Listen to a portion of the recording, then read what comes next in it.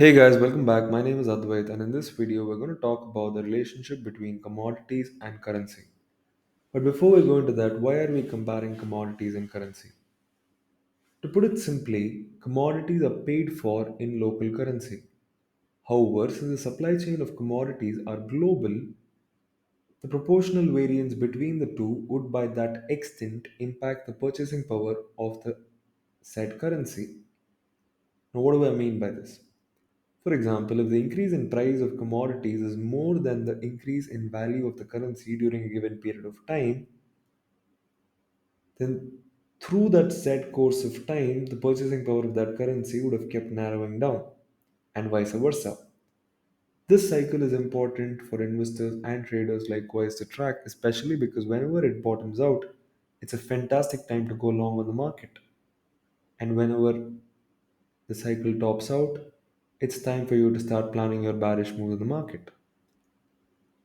Now, the first thing that you can see in front of you is the ratio SPGSCI multiplied with DXY. I talked about this ratio in my very first video, however, just for reference, Standard & Poor Goldman Sachs Commodity Index, which is a composite of commodity stocks traded in the US markets, and we're comparing that with DXY, as you all know, dollar. And we also have the SPX line chart to see if at all this indicator has been useful in predicting the major market tops and major market bottoms. Before we go what happened post the breakout of the right angle triangle pattern, we will first look at what happened in the preceding decade. Now the blue line is when it made a top 1, 2 and 3, and the red line is when it made a bottom 1, 2 and 3. You can check the RSI levels as well. And the right way of reading this data is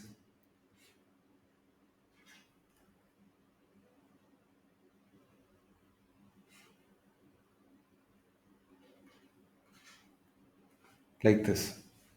So we have 5 sell signals and 3 major buy signals. Now we'll look at what happened had we followed this word for word. Had you entered based on merely this indicator, went long on SPX at any of these 3 points, as you can see, you could have gotten to ride a stress-free bull run. And similarly, as you can see here, prior to the formation of the top of this indicator, SPX was consolidating, it was sideways to bearish. But once the top had been made and the ratio started falling, during those same months, SPX fell way more steeply than it did prior, as you can see from the difference in the angle of the fall between the two. And once again, here, SPX corrected steeply, and once again here, SPX became choppy and it ultimately became bearish. And once again here, SPX corrected steeply and it recovered, it became choppy, and ultimately the COVID crash happened. And now it has made a top, but to be honest, I don't know if this is really a top, only because in terms of the Fibonacci retracement levels, we have not even breached past the 23% retracement. Just looking at prior historic data, it is not presumptive to state that we can at least retrace back to 40% retracement levels, before which we can state that the market is now finally at attractive valuations where we can find a major long term buy. And now we will look at CNX commodities into USD INR and we will compare that with Nifty and see if the same thing has been working for Nifty as well.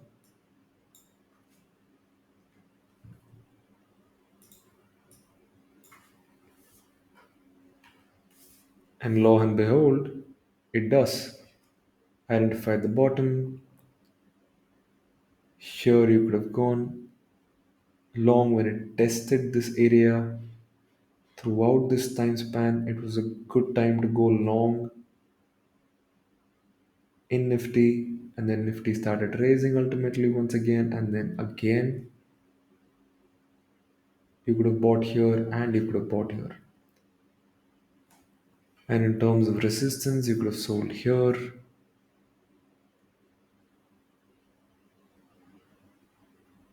you could have sold here, you could have sold here, and so on and so forth, as you can see.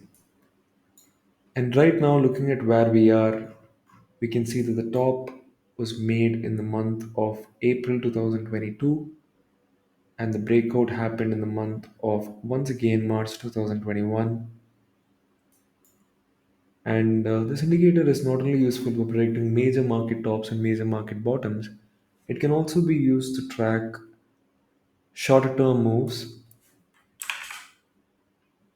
I myself used this indicator to scalp Nifty on Friday, and it was a very fantastic day to scalp and options buying. And